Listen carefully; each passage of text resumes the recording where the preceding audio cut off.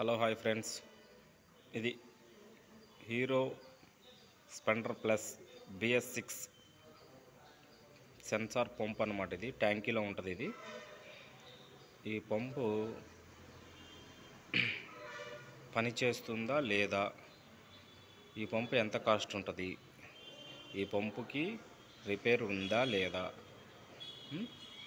ఇది ఫెయిల్ అవుతుందా లేదా అనేది దాని గురించి వివరంగా చెబుతాను. ఈ పంపు గురించి చూడండి. ఈ పంపు ఏమేమి కంప్లైంట్స్ వస్తాయి ఈ పంపు ఫెయిల్ అయితే. ఇదిగోండి స్పెండర్ బండి, ఇది BS6 స్పెండర్ బండి. ఇది ఉందా, తాళం తిప్పినప్పుడు ఈ సెన్సార్ లైట్ ఉందా, ఈ సెన్సార్ లైట్ వెలగాల. ముందు బండి స్టార్ట్ అవ్వాలంటే ఈ సెన్సార్ లైట్ వెలగాల. అది వెలిగినప్పుడు ట్యాంకీలో జుమ్మని సౌండ్ వస్తుంది. ఒకసారి చూడండి.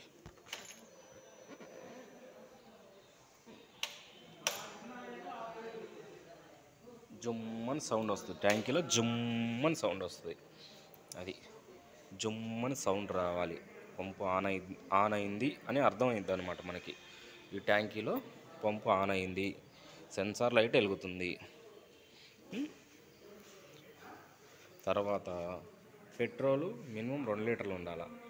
2 లీటర్లు ఉందా లేదా అని చెక్ చేసుకోవాలి. ముందు పెట్రోల్ ఉందా లేదా, పెట్రోలు 2 లీటర్లు ఉందా లేదా చూసుకోవాలి. పంపు మునిగుందా మునగలేదా అంటే పంపుకి తగిలి నిండా ఉందా లేదా, హెల్తీగా ఉందని చెక్ చేసుకోవాలి. అదొకటి. సెన్సార్ లైట్ ఒకటి.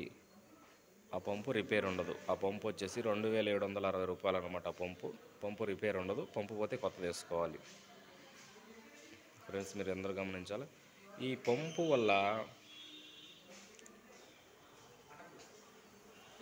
వల్ల ఇంకో కంప్లైంట్ ఉంది. బండి స్టార్ట్ అయింది, ఆగిపోయింది అంటే కరెంటు సప్లై రాదు. ఈ పంపు ఫెయిల్ అయితే పవర్ అనేది రాదు. పంపు ఆన్ అవ్వకపోయినా, పంపు ఫెయిల్ అయినా పవర్ అనేది రాదు. ఈ ప్లగ్ కాడ పవర్ రాదు. ఈ ప్లగ్ ఉందా, ఇక్కడ పవర్ వస్తేనే బండి స్టార్ట్ అవుతుంది అనమాట.